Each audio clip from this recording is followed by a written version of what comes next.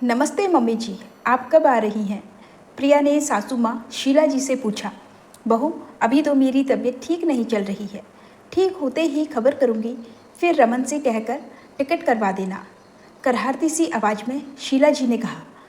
ओह, सोच रही थी जल्दी आ जाती तो अच्छा रहता। वैसे हुआ क्या है? आ जाइए, यहाँ ही दिखवा देंगे, प्रिया ने कहा। यहाँ प्रशांत ने दिखला दिया है। कुछ दिन दवाई खाकर देखती हूँ, आराम मिलते ही खबर करूँगी, शीला जी ने कहा। दूर कमरे में बहू रचना सास की बात सुन मंद मंद मुस्कुरा रही थी। मुझे नहीं जाना वहाँ। समझती क्यों नहीं है? बेटा खुद कभी फ़ोन ना करेगा, बीवी से करवाता रहता है। मुझे नहीं जाना। मन ही मन बुदबुदाती शीला जी धीरे धीरे चलकर बहू रचना के कमरे में आ गई। बहू, एक कप चाय तो बना दे, मैं बस जरा सांझ दिखाकर आती हूँ, कह शीला जी हाथ पैर धो आरती करने चल दी। क्या हुआ माँ जी? आप किस बात के लिए मना कर रही थी? क्या कह रही थी प्रिया? अनजान बनते हुए रचना ने चाय पकड़ाते हुए कहा। क्या ही कहती वो, तुम भी तो जानती ही हो। अब क्या मेरी उम्र है जो बच्चे संभालने जाऊं? पक्का उसकी माँ जाने को कह रही होगी, तभी हर दिन मुझे फ़ोन कर बुला रही है। नहीं तो क्या मजाल जो फ़ोन कर दे। सास बीमार हो जाए तो 2 घड़ी सेवा ना कर सकती, पर उसके बेटे को संभालने मैं जाऊं? नहीं जाना मुझे। और तू भी अपनी देवरानी की तरफदारी तो कतई ना करना, गुस्से में शीला जी ने कहा। मैं क्यों ही कुछ कहूँगी माँ जी, ये दोनों घर आपके हैं, जब मर्जी जहाँ मर्जी रहिए। पर इस बार जब आप देवर जी के घर से आई हैं, बहुत नाराज़ लग रही हैं। उन लोगों ने कुछ कहा है क्या? भेद लेने और सास के साथ शुरू से रहने के कारण रचना सास की थोड़ी चहेती तो जरूर हो गई थी। बहू, दुखती रग पर हाथ न रख, टालते हुए शीला जी ने कहा। पता नहीं क्यों रचना को लग रहा था जरूर कोई बात हुई है, तभी माँ जी जाने से मना कर रही हैं। नहीं तो उन्हें घूमना फिरना तो बहुत पसंद है। रचना ने जब थोड़ी जिद की तो शीला जी दुखी हो बोली। सुन, प्रशांत से कभी कुछ न कहना बहू। मैं नहीं चाहती भाइयों में इस बात पर कोई अनबन हो। वादा कर तुम मुंह ना खोलेगी। रचना की हाँ कहते शीला जी कहने लगी। बहू, प्रिया बहू को बाहर घूमना इतना पसंद है कि वो अपने दोस्तों के साथ 2 साल के बेटे को मेरे भरोसे छोड़कर चली जाती है। घंटों बाहर घूम कर आती है। बहुत बार तो खाना भी नहीं बना कर रखती। सुबह अजय के लिए जो नाश्ता टिफ़िन बनाती, बस वही मुझे भी थोड़ा दे देती। बहू, भूख लगने पर प्रिया को कहूँगी कुछ बना दे तो कहती है ज़्यादा खाएंगी तो पेट खराब हो जाएगा। बहू, कोई इंसान ऐसे में कैसे रह सकता है? रात को रमन आता तो खाना बनता, वो भी गिनती की 2 रोटी देती खाने को। भूखे पेट नहीं रहा जाता बहू। ऊपर से चाय भी बस एक बार सुबह रमन के साथ ही देती है। कई बार दिल करता रमन से कहूँ, पर सोचती जिंदगी इन दोनों को साथ रहकर आपस में बितानी है तो क्यों बोलकर तकरार करवाऊँ। अच्छा है रमन को विश्वास है मेरी बीवी माँ को प्यार और अपनेपन से रखती। सच कहूँ प्रिया बहू, दिखावा बहुत करती है, और मेरा भोला बेटा बीवी के दिखावे को सच मान बैठता। वो मेरे ही बेटा बहू और पोते हैं, फिर भी उस घर जाकर मैं कैदी हो जाती हूँ। मेरी मर्जी से ना कुछ कर सकती ना खा सकती। तेरे पास तो जो कहती तुम प्यार से बना कर देती हो, इसलिए यहाँ से जाने का दिल नहीं करता है। देख, ये भूल से भी प्रशांत से ना कहना।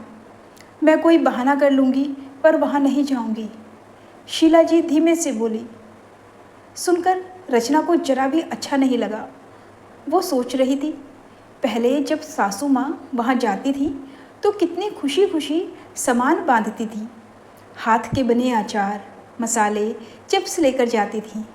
जब आती तो प्रिया ये बनाकर खिलाई, वो बनाकर खिलाई, ये दी वो दी, कहती थकती नहीं थी। कितनी बार कह देती थी, प्रिया बहू कड़ी तुमसे अच्छा बनाती है, तो कभी किसी और चीज़ की तारीफ़ कर देती थी।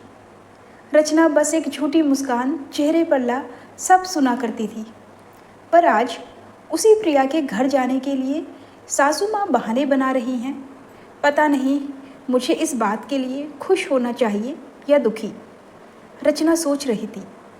माँ, आपका मन नहीं है जाने का तो साफ साफ रमन से सब बात क्यों नहीं कह देती। मैं ये नहीं कह रही आप वहाँ जाइए ही, पर रमन को भी तो पता चले ना माँ, वहाँ आना क्यों नहीं चाहती। रचना शीला जी के मन की था लेने के लिए बोली, बहू बाद की बात बाद में देखेंगे, फिलहाल मेरा मन उचाट हो रखा है, कुछ दिन यहीं रहने दे, फिर सोचूंगी। कहकर शीला जी चाय का कप ट्रे में रख वहीं सोफे पर सो गईं। रचना सोच रही थी, पता नहीं लोग ऐसा कैसे करते हैं। खुद बाहर घूमकर आ जाती, मस्ती कर लेती, पर जो सासू माँ घर पर रहती, उसके ही बेटे को देखती, उसके लिए जरा सा नहीं सोचती। न जाने क्यों उसके मन में प्रिया के लिए थोड़ा गुस्सा आने लगा। उस रात तो वो मन में उथल पुथल लिए सो गई, पर दूसरे दिन सुबह न जाने क्या सोचकर सारा काम खत्म कर प्रिया को फ़ोन कर दी। हेलो प्रिया, कैसी हो? और हमारा आर्यन कैसा है? नमस्ते भाभी, हम दोनों ठीक हैं, आप बताइए। और मम्मी जी की तबीयत कैसी है? प्रिया ने कहा, हाँ हम तो ठीक हैं, माँ की उम्र हो रही है ना, अब जब तब बीमार पड़ती रहती हैं। ये बता, तू कढ़ी कैसी बनाती है? और वो वेज बिरयानी, माँ तो तारीफ़ के पुल बांधे रहती हैं। प्रिया के हाथों में तो कमाल का हुनर है, ना मुझसे बनता ना तेरे से, वो बस प्रिया बहू ही बना पाती है। 2 दिन पहले कह रही थी बनाने को। तबीयत नासाज है तो ज़्यादा तो खा नहीं पाती, पर बिना खाए रहेंगी तो और बीमार हो जाएंगी। यही सोचकर उनकी पसंद का खाना बनाने का सोच रही थी। तू मुझे रेसिपी बता दे तो मैं बना दूंगी।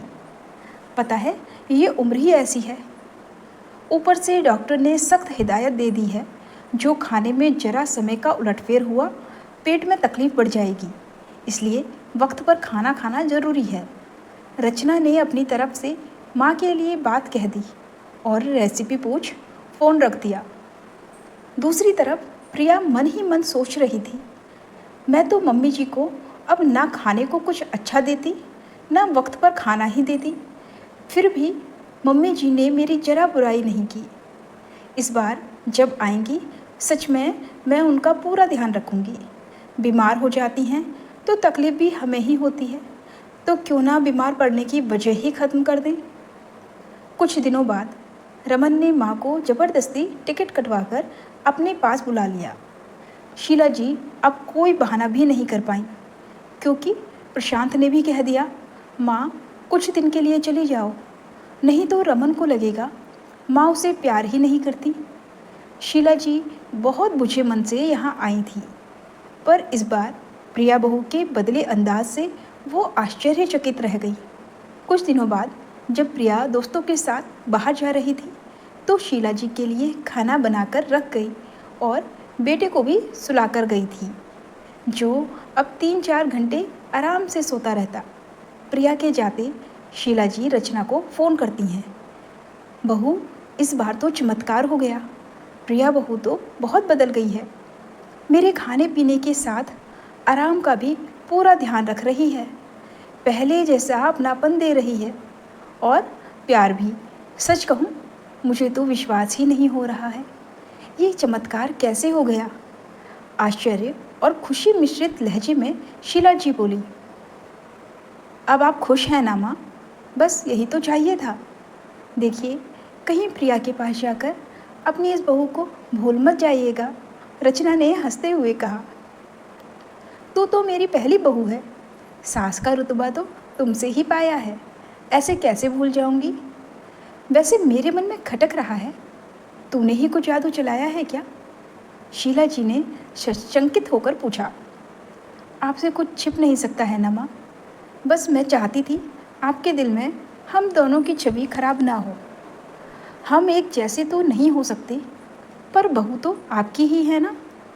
कल को कुछ ऐसी गलती से मुझसे कुछ हो गया और आप प्रिया से कहें, फिर मन ही मन हमारे बीच खटास हो उससे बेहतर लगा कि कमी को बिना शिकायत किए दूर कर दिया जाए।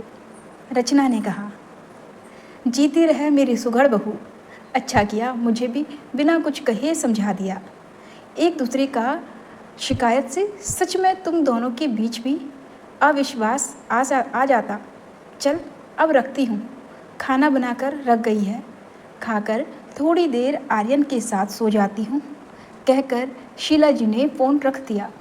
जब सास की 2 से ज़्यादा बहुएं होती हैं तो वो एक दूसरे की शिकायत करती रहती हैं।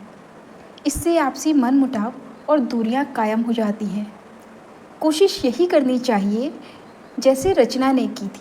तो दोस्तों, ये थी हमारी आज की कहानी। मिलते हैं एक नई कहानी के साथ, तब तक के लिए धन्यवाद।